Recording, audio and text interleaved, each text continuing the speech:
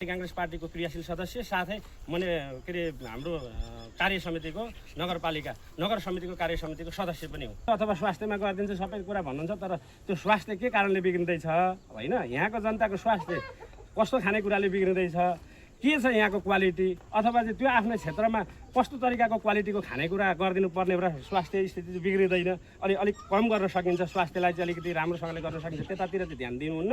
खालि म बिरामी भएको मान्छेलाई मात्रै उपचार गरिदिन्छु भन्नुहुन्छ, त्यो पनि हामीलाई चाहिएन एकछिनको लागि। ठिक छ, उहाँले गरिदिनुहुन्छ, ओके, नो प्रब्लम।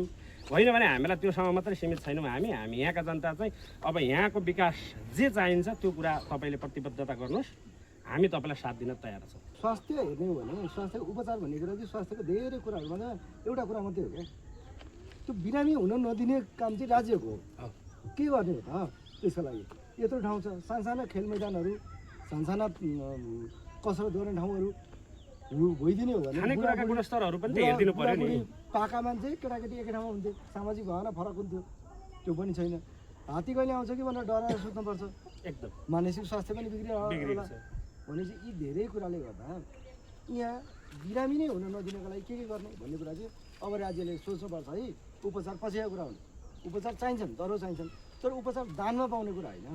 उपचार चाहिँ हाम्रो अधिकार हो, कसैले गर्दैन नि भनेर हजुर भन्दै कुद्ने कुरा होइन। मेरो उपचार हुनुपर्छ भनेर सबैका लागि समान, देशभरिका लागि उपचार समान किसिमले हुनुपर्छ भन्ने कुरा चाहिँ त्यो संसदमा उठ्छ। र स्वास्थ्य भन्ने कुरा केही समयका लागि व्यवसायका रूपमा गर्न दिने होला राज्यले नसक्दाको अवस्थामा, तर यो क्रमशः निःशुल्क हुँदै जानुपर्छ। त्यो निःशुल्क हुने जाने बाटोमा त्यसलाई व्यवसाय बनाउनेहरूले निःशुल्क हुन दिँदैन, नीतिगत काम हुँदैन। त्यही भएर यी यस्ता ठाउँहरूबाट हामीले खालि दानमा पायौँ, हामीसँग पहुँच छ भन्ने कुरामा अड्केको कुरालाई चाहिँ बिग्रिएको छ। कम्तीमा यो निर्वाचनमा त्यो तोडिनेछ र संसदमा यी कुराहरू चाहिँ हामीले भनिरहेछौँ नि, यी कुराहरू संसदमा नीतिगत रूपमा पक्कै पनि उठ्छन्, उठाउने छु र त्यसको समाधान खोजिन्छ। हामी यहाँका जनता हजुरलाई साथ दिन तयार छौँ यदि तपाईँको प्रतिबद्धता सही भएको खण्डमा अर्कोचोटि पनि र अर्कोचोटि।